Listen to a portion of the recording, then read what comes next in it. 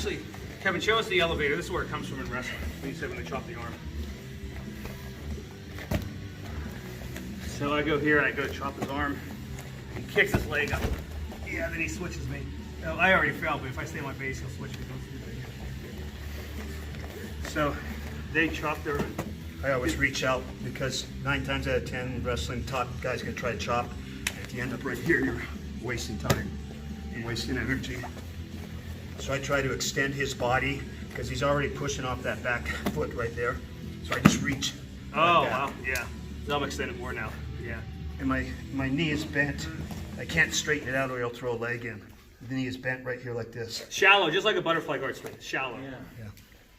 So I get to a certain point where I have to hit my switch. Yeah. And there it is. Yeah. So that's where it comes from. I saw Ben Askren show it. So but usually if the guy's more 90 degrees, I do the here, come on this side.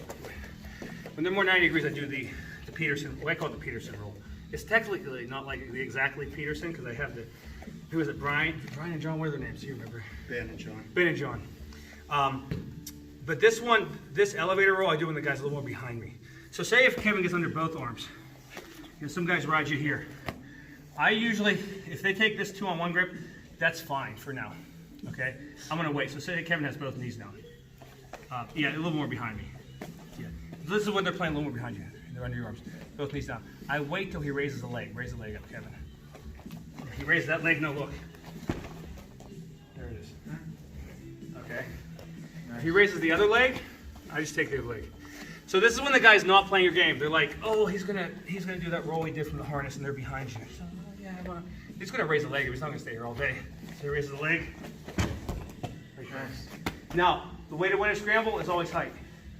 Height, pressure, hip change. So Kevin's gonna push into me. He's trying to push back into me. Okay. Get more height. Go ahead, get on top. See, there's his height. Okay. Here, go back down. So remember this formula. I came up with this formula myself. Okay. You can't claim too many things in grappling, but the formula I came up with. Okay. Height.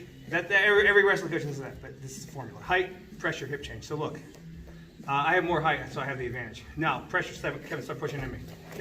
Who had more pressure? Kevin. He has more what now? Height. Yeah. And his hips change from here to hips on the mat. Go ahead, do that again. So he gets pressure, height, and hip change. Now watch this. Go ahead, down. Oh, if my pressure's greater, come into me, Kevin. If my height's greater, and I don't let him change my hips, and then I change my hips, who wins the scramble? Me. Guys, that works that way in every single thing. Someone come a butterfly guard sweep me. Who wants a butterfly guard sweep me? Okay. So Jeff's lower, but he's going to pull, he's going to get this pressure. Look, wait, stop right there. Okay, so say we're like equal here. Height, pressure, changes his hips. So how do I block that? Come back down. Okay, so Jeff's leaving me here.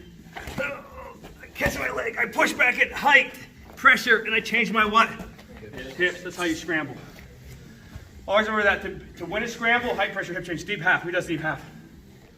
Here, put me in deep half, Jeff. This is what I was doing, deep half. I stay way up here. I don't worry too much. Because who's higher?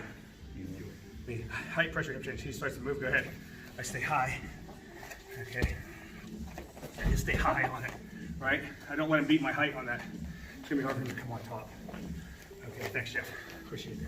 So height, pressure, hip change. All right, Jeff, I'll have Jeff on the back. So Jeff's here, he goes under both arms.